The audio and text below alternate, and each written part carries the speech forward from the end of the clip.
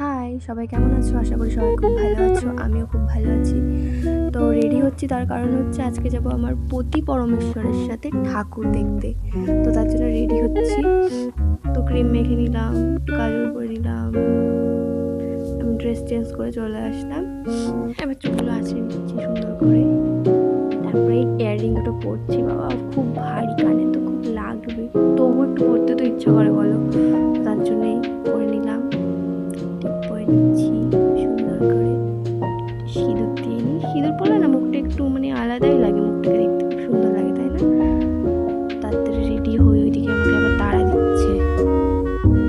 ভালো করে রেডি হয়ে নিলাম, তারপর ঘড়িটাও পরে নিলাম।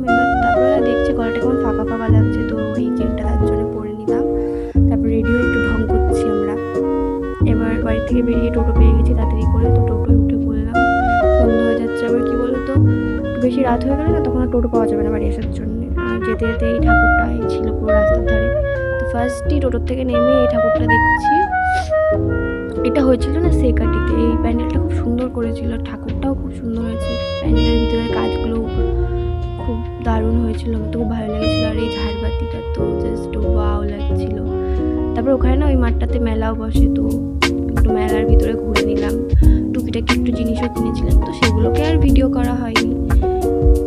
আর এই যে মেলার ভিডিওটা সব করছি, ঘুরছি মেলার ভিতরে। ভালোই মোটামুটি বড়ই মেলা বসেছিল। আর এই দোকানটার থেকে আমি একটা ফ্লাওয়ার বাস নিয়েছিলাম, খুব সুন্দর সুন্দর ফ্লাওয়ার বাস ছিল। তারপরে চাঁদপাড়া পুরো প্রপার বাজারে এসে আর একটা ঠাকুর দেখতে চলে যাচ্ছি, ভূতের। তো যাচ্ছি, এই দেখো ভূতের থিম করেছে এই প্যান্ডেলটায়, দেখে কেমন কি ভয় লাগে ভিতরে গিয়ে। তো ভিতরে অনেক লোকজন হয়ে গেছিলো বলে এখন একটা দড়ি দিয়ে টানিয়ে রেখেছিল ফটোগুলো।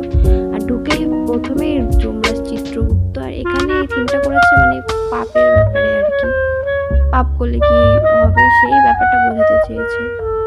তো এই যে ভূতের সেরকম কিছুই নেই, এইগুলোই আসল থিম।